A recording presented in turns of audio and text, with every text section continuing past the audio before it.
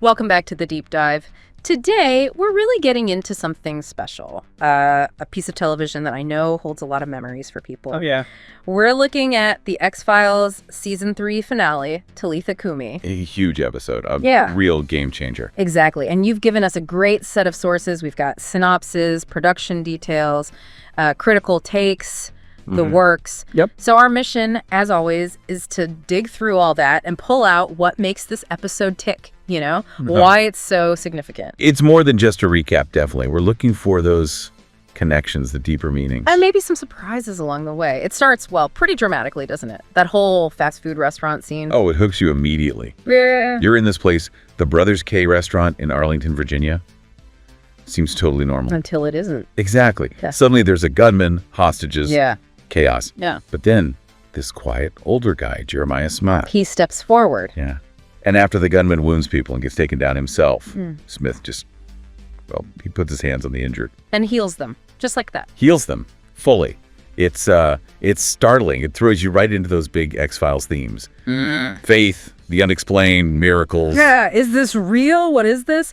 And naturally, Mulder and Scully get the call. Of course. An inexplicable healing. That's prime X-Files territory. To classic X-Files, right as they start investigating. Poof, Jeremiah Smith is gone. Vanishes. Yeah. Mid-conversation with the detective, apparently.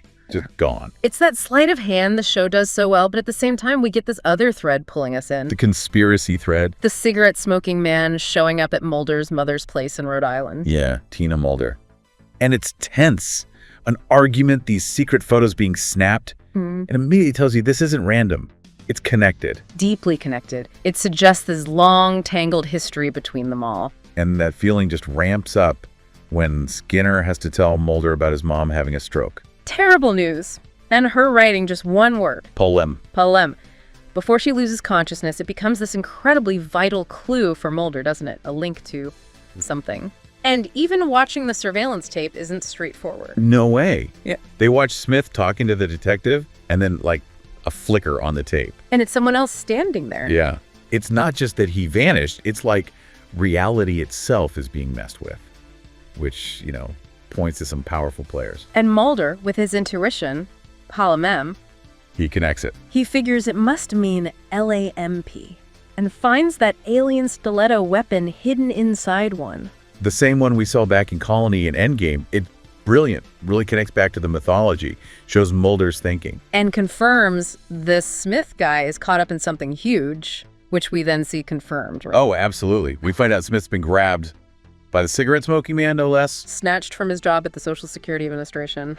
Just taken. Yeah, and locked away. Clearly, the smoking man knows Smith is important, either his powers or what he knows. And then Mulder gets that cryptic visit from X. Right in Rhode Island. X shows him the photos of his mom and the smoking man. And says their argument was about something very old and very important. Which just deepens the mystery, right? It suggests this whole thing goes way back, maybe generations. It's not just about aliens, it's about family secrets, perhaps. And just when you think things can't get weirder. Someone walks into the FBI claiming to be Jeremiah Smith. But it's not the healer. No. This guy confesses to the shooting, but then denies the healing, denies even being there, really. It's pure misdirection. Classic disinformation tactic. Who do you trust? What's actually real? It keeps you guessing. But the real core of the episode, I think, is that interrogation scene. Oh, definitely. The real Jeremiah Smith and the cigarette-smoking man, face-to-face in that cell. It's just electric.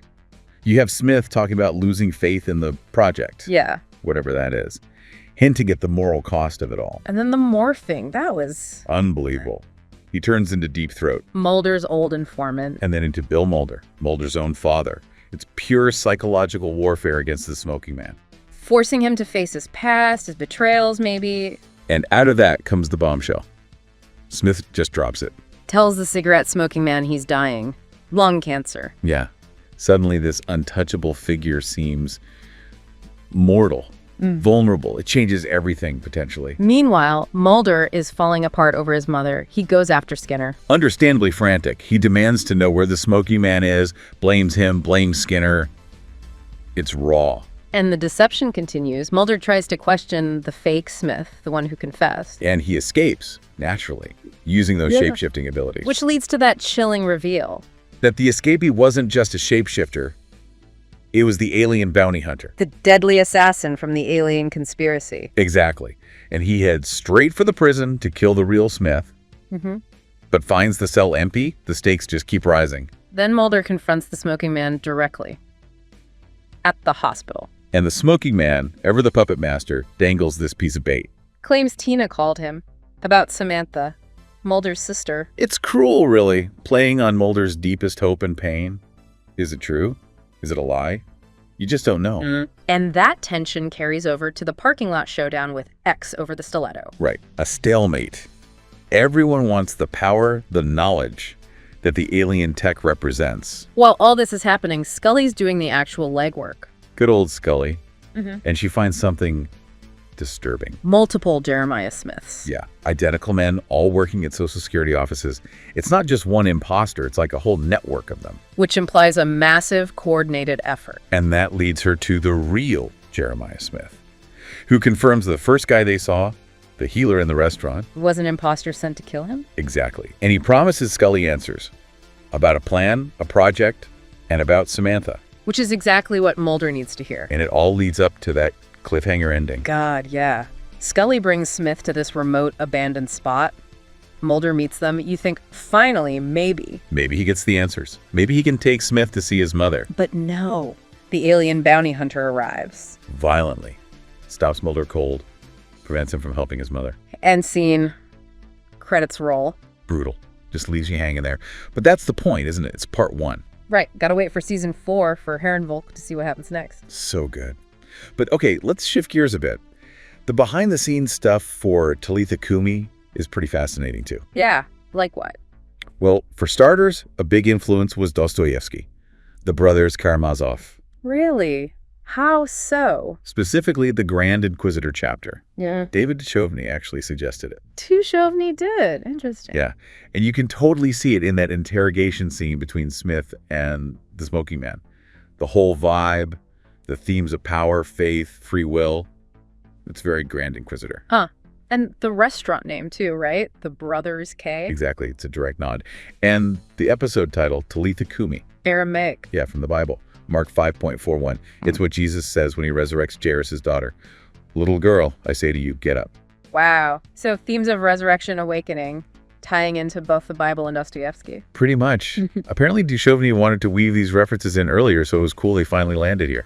And Chris Carter had his own thematic focus too, didn't he? Yeah, Carter talked about loyalty being key, how Mulder's loyalty is tested, but also the smoking man's. You know, is he loyal to the project or just himself now, especially facing death? Makes you wonder where everyone's true allegiance lies. Okay, what about casting? Any good stories there? Oh, yeah. The actor playing the gunman, Rodgar Matthews. Carter apparently saw a real messianic quality in his audition, which is kind of fitting for the opening scene. Huh. And Jeremiah Smith himself? Roy Thins? That was another Duchovny connection. He was a fan of Thins from the old show, The Invaders. Oh, the alien paranoia classic. Right. Duchovny met him on a plane, suggested him to Carter, and Carter loved the idea. Perfect casting, really. That's great. Any casting near misses? Well, originally, the plan was for Smith to morph into Melissa Scully. Oh, wow. Dana's sister. Yeah, but the actress wasn't available, so they went with Deep Throat and Bill Mulder instead. And for Deep Throat, they actually had to use a photo double for Jerry Hardin because of scheduling. Logistics. Always tricky. Tell me about it. Frank Spotnitz, one of the producers, said that prison sequence had the biggest cast they'd ever used on the show up to that point. Wow. And any Easter eggs? A fun one. The nurse in the hospital. That was Gillian Anderson's regular stand-in, Bonnie Hay. It was like her 5th small role in the show. Huh. That's dedication. What about filming techniques? Anything stand out? Definitely. In the opening restaurant scene, the director used over-cranking for slow motion during the chaos. Made it feel almost surreal. Yeah, it heightened the drama. And the fight between Mulder and X, apparently it was pretty rough. Needed a lot of editing for TV standards, and Stephen Williams, who played X, actually got hurt during filming. Ouch. Shows the commitment, though. For sure. And visually, they used handheld cameras for the chaotic parts. Lots of quick cuts, but then smooth Steadicam shots whenever Jeremiah Smith was the focus. To give him that calm, almost otherworldly presence. Exactly. Contrasting the chaos with his stillness. And the morphing effect. Must have been complex back then. Oh, incredibly. Morphing into Bill Mulder was relatively simple static camera, swamp actors, but Deep Throat, that was tough. Why? They had to film Jerry Hardin separately, rebuild the set pieces, and then match everything perfectly in post. One of the producers called it backwards and very difficult. Took a lot of work. You can see why. It looked amazing, though. So when did it air? How did it do? May 17th, 1996. And it did really well. Nearly 18 million viewers watched it. Huge numbers. And critics liked it. Generally, yeah. Entertainment Weekly gave it an A, called The Interrogation a tour de force. The AV Club gave it an A, loved the cliffhanger, the storytelling. Nice. And Carter had that interesting comment about the interrogation scene. Right, about how it reflected his feeling that science was sort of taking over from religion as the main way people understood the world. Food for thought. Definitely. So wrapping up our dive into Talitha Cumi, the big takeaways are still so powerful, aren't they? Absolutely. Jeremiah Smith, this figure of immense power and mystery, the conspiracy tightening its grip, pulling Mulder's family right into the center. Those themes of loyalty, faith being pushed to the breaking point, and that ending. That killer cliffhanger leaves you desperate for answers. It really does, and it makes you think, doesn't it? That line from the cigarette-smoking man about Samantha, what does that really mean for how deep this whole thing goes? Exactly. Is it just a cruel manipulation, or does he genuinely know something? And the whole shapeshifter element. Yeah. How does that make you question identity, trust, everything? It really destabilizes things. Who can you believe when people might not be who they appear to be? It's a core paranoia of the show. And as you think about all this, remember that title, Talitha Cumi, Little Girl, Get Up. It's about resurrection, yes, but maybe also about awakening. Awakening to the truth. Awakening for Mulder, for Sculler, Yeah. maybe even for us watching. Bringing secrets out of the darkness. Yeah. The episode still resonates, still makes you want to dig deeper and, well, question everything. The truth is still out there. Still out there. What a fantastic episode to revisit.